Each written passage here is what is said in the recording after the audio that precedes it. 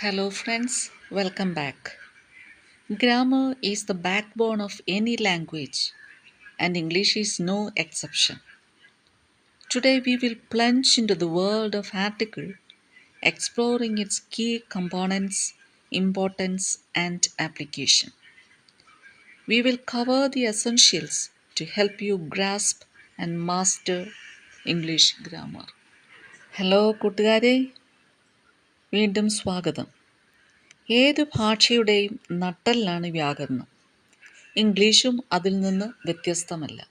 ഇന്ന് നമുക്ക് ആർട്ടിക്കിളിൻ്റെ ലോകത്തേക്ക് കടക്കാം.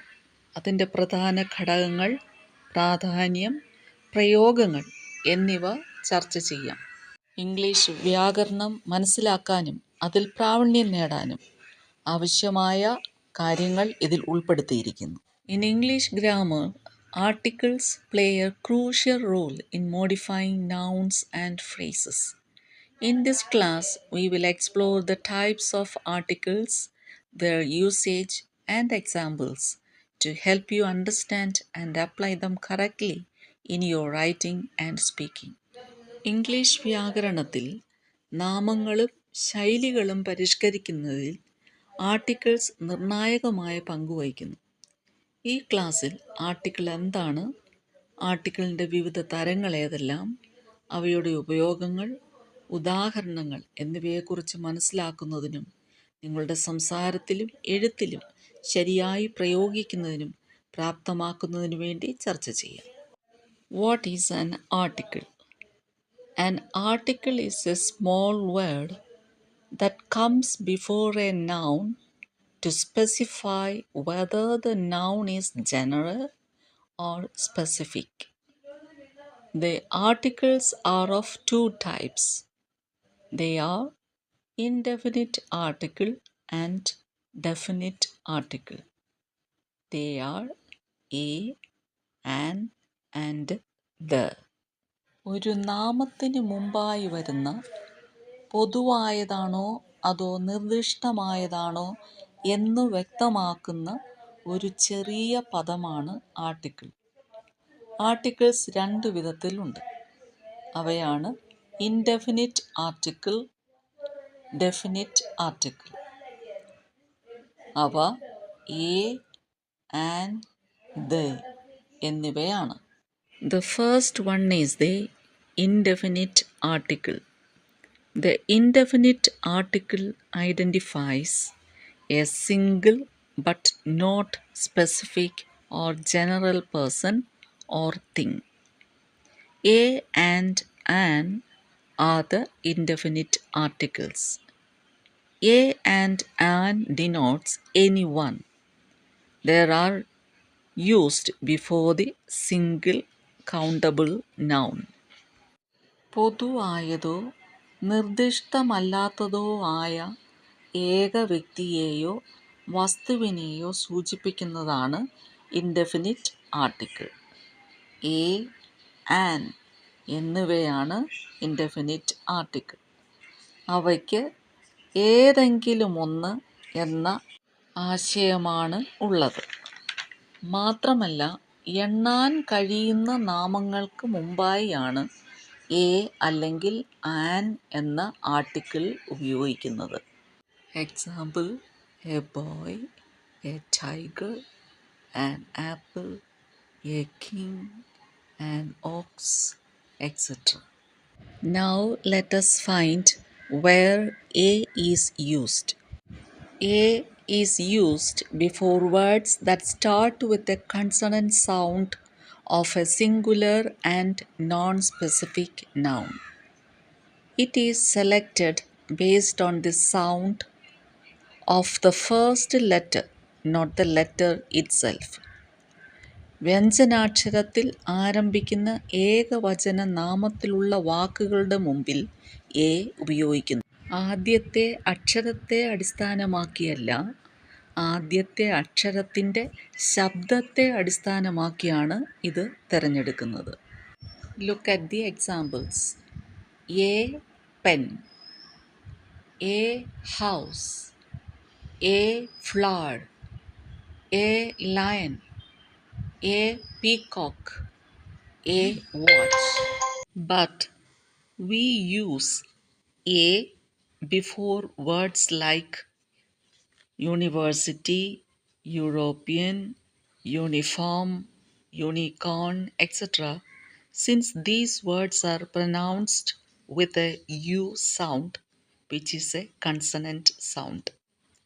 എന്നാൽ യൂറോപ്യൻ, യൂണിഫോം, യൂണിക്കോൺ, യൂണിവേഴ്സിറ്റി മുതലായ വാക്കുകൾ യു എന്ന സൗണ്ട് കൊണ്ട് ഒ യു എന്ന സൗണ്ട് കൊണ്ട് പ്രൊനൗൺസ് ചെയ്യുന്നതിനാൽ അതിന് മുമ്പ് എ ആണ് ഉപയോഗിക്കുന്നത്. വൈ എന്ന് പറയുന്നത് ഒരു കൺസണൻറ്റ് സൗണ്ടാണ്. Now let us think about the article an. An is used before a singular countable noun that begins with a vowel sound. സ്വരശബ്ദം കൊണ്ട് ആരംഭിക്കുന്ന ഏകവചനവും എണ്ണാനാവുന്നതുമായ നാമങ്ങളുള്ള വാക്കുകളുടെ മുമ്പിൽ ആൻ എന്ന ആർട്ടിക്കിൾ ഉപയോഗിക്കുന്നു. മലയാളത്തിലെ ആ മുതൽ അം വരെയുള്ള അക്ഷരങ്ങളുടെയോ അവയുടെ ഏതെങ്കിലും കൂടിച്ചേർന്നുള്ള സമ്മിശ്രത്തിൻ്റെയോ ഉച്ചാരണം സ്വരശബ്ദമായി കണക്കാക്കാം. Example: an and, an inch, an onion, an orange, an owl. So, words like are, honor, honest, honorable, honorarium, heir, heirs, etc. start with the consonant letter H. We use an before them because the H is silent, so they start with a vowel sound.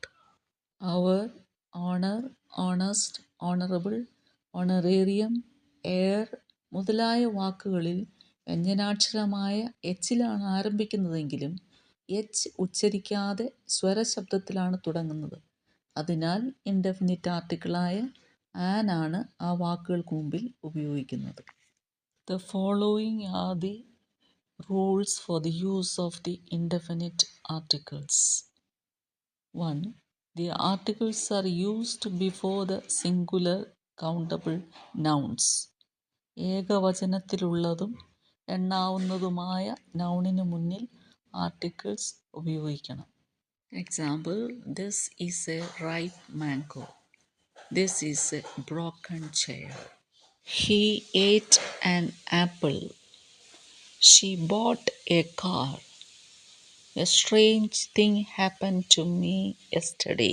Rule number 2. If we are pointing to a thing or a person for the first time, we use an indefinite article. ഒരു വസ്തുവിനെയോ ഒരു വ്യക്തിയെയോ ആദ്യമായി സൂചിപ്പിക്കുമ്പോൾ indefinite article ഉപയോഗിക്കുന്നു. Example: There is a lovely story of a tree and a little boy who used to play in its shade. I saw an excellent painter. I need an apple for this recipe.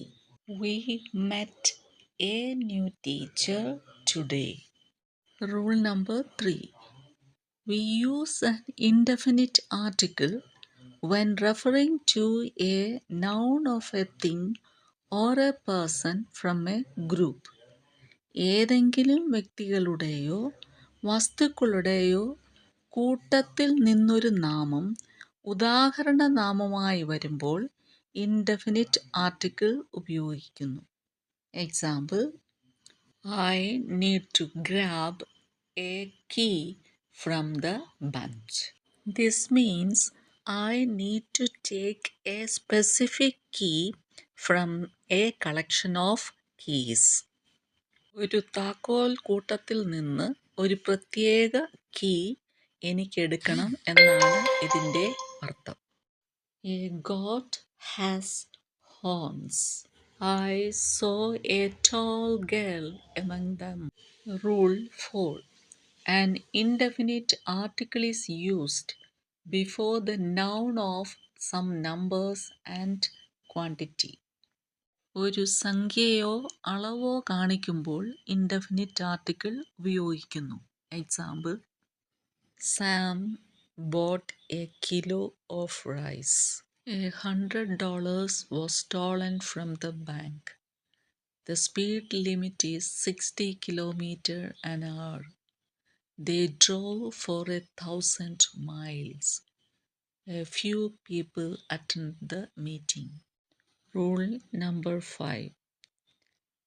Use an indefinite article before a positive and comparative degree adjectives.